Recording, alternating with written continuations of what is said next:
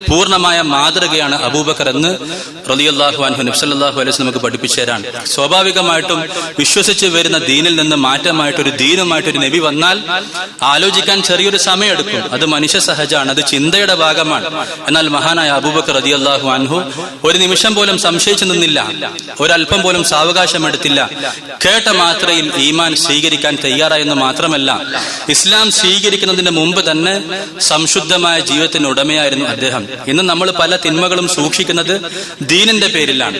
പലപ്പോഴും ഈമാനിക ബലഹീനത ഉണ്ടാകുന്ന സമയത്ത് നമ്മൾ പല തിന്മകളും സൂക്ഷിക്കുന്നത് സമൂഹത്തെ പറ്റിയുള്ള ഭയം കൊണ്ടാണ്, നമ്മുടെ സ്ഥാനത്തിന് ഇത് ചേരുകയില്ല എന്നതുകൊണ്ടാണ്. എന്നാൽ പ്രകൃതിയാൽ തന്നെ സ്വന്തം നൈസർഗികമായ സൽഗുണങ്ങൾ കൊണ്ട് തന്നെ മുസ്ലിം ആകുന്നതിന് മുമ്പ് വ്യഭിചാരം, മദ്യപാനം തുടങ്ങിയ തിന്മയായ കാര്യങ്ങളിൽ നിന്ന്, വൃത്തികെട്ട കാര്യങ്ങളിൽ നിന്ന് സ്വയം മാറി നിന്ന വ്യക്തിത്വമായിരുന്നു മഹാനായ അബൂബക്കർ റളിയല്ലാഹു അൻഹു. അഥവാ നൈസർഗികമായ ഗുണങ്ങൾ കൊണ്ട് തന്നെ അദ്ദേഹം നല്ലൊരു വ്യക്തിത്വമായിരുന്നു. ഇസ്ലാം സ്വീകരിക്കുന്നതിന് മുമ്പ് തന്നെ വൃത്തികെട്ട നീചമായ കാര്യങ്ങളിൽ നിന്ന് സ്വയം മാറി നിന്നു.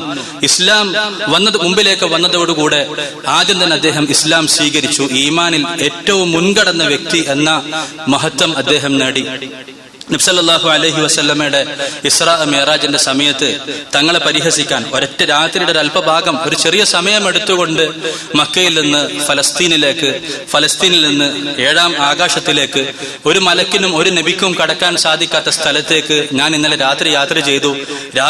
രാവിലെ ആകുന്നതിന് മുമ്പ് ചെറിയ സമയം കൊണ്ട് തിരിച്ചെത്തി എന്ന് നബിതങ്ങൾ പറഞ്ഞപ്പം മുശ്രിക്കുകൾ കളയാക്കി.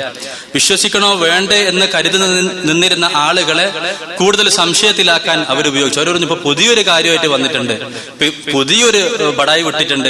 ഇപ്പം പറയാണ്, ഇന്നലെ രാത്രി സ്ഥലത്തില്ലായിരുന്നു, ഫലസ്തീനിലായിരുന്നു, പിന്നെ ആകാശത്തായിരുന്നു, രാവിലെ തിരിച്ചു വന്നു. മുശ്രിക്കുകൾക്ക് ഇത് വിശ്വസിക്കാൻ പ്രയാസാണ്. അവര് ഇസ്ലാം സ്വീകരിക്കണോ വേണ്ടേ എന്ന് ശങ്കിച്ചു നിൽക്കുന്ന ആളുകളെ സംശയത്തിലാക്കാൻ ഇതിങ്ങനെ പറഞ്ഞു നടക്കുന്ന കൂട്ടത്തിൽ അബൂബക്കർ റളിയല്ലാഹു അൻഹുവിന്റെ മുമ്പിലേക്ക് എത്തി. അദ്ദേഹത്തോട് പറഞ്ഞു, കേട്ടല്ലോ നിങ്ങളുടെ ആളുടെ പുതിയ നമ്പർ, ഇന്നലെ രാത്രി ഫലസ്തീനിലേക്ക് പോയത്രേ, അവിടുന്ന് ആകാശത്തേക്ക് പോയത്രേ, ഒരല്പ സമയം കൊണ്ട് മക്കയിലേക്ക് തിരിച്ചെത്തിയത്രേ. അദ്ദേഹം ചോദിച്ചു, അങ്ങനെ പറഞ്ഞോ? പറഞ്ഞു, അതെ അങ്ങനെ പറഞ്ഞു. അങ്ങനെ പറഞ്ഞെങ്കിൽ അത് സത്യമാണ്. ഇതിനേക്കാൾ വലുത് ദിവസവും പറഞ്ഞു തരുന്നു. അവിടുന്ന് ഒരു മലക്ക് വരുന്നു, ഖുർആൻ ഓതി തരുന്നു, ആയത്തുകൾ ഇറക്കുന്നു, നിയമങ്ങൾ ഇറക്കുന്നു. ഒരു മലക്ക് അവിടെ നിന്നും ദിവസേന വരുന്നുണ്ടെങ്കിൽ, അല്ലെങ്കിൽ സമയാസമയങ്ങളിൽ വരുന്നുണ്ടെങ്കിൽ നബിതങ്ങൾ അങ്ങോട്ട് പോയി എന്ന് വിശ്വസിക്കുന്നതിൽ എന്താണ് അത്ഭുതം? തങ്ങളത് പറഞ്ഞിട്ടുണ്ടോ എങ്കിൽ അത് സത്യമാണ്. നിഷേധികളുടെ ചോദ്യങ്ങളെ അപകർഷതാബോധത്തോടുകൂടെ നേരിടുന്നവരല്ല മുസ്ലിമീങ്ങൾ. ഈമാനുള്ള ആളുകൾ അതിനെ ആത്മാഭിമാനത്തോടുകൂടെ നേരിടും.